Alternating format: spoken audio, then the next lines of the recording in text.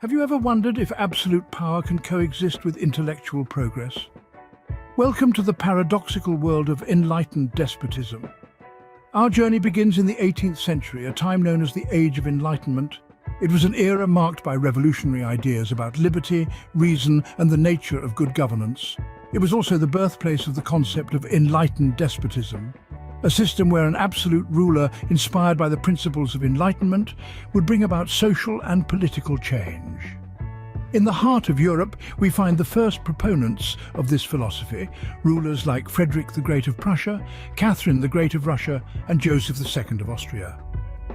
They were monarchs who sought to rationalize their states, implementing reforms in education, religion, and the legal system.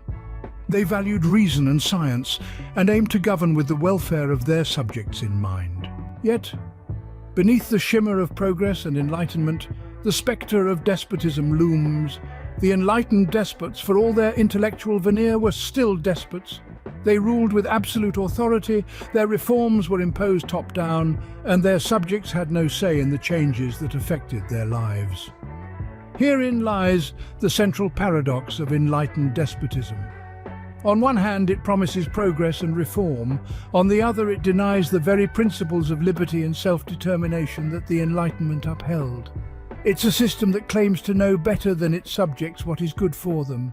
A system that stifles under the weight of its own grandeur. Fast forward to the 21st century, and the echoes of enlightened despotism can still be heard. Leaders around the world continue to grapple with the delicate balance between power and progress, authority and enlightenment. So we must ask ourselves, can despotism ever truly be enlightened? Or is this concept just a guise, a deceptive veil that masks the harsh reality of absolute power? It's time to challenge this notion, to stake our claim to self-determination and enlightened governance.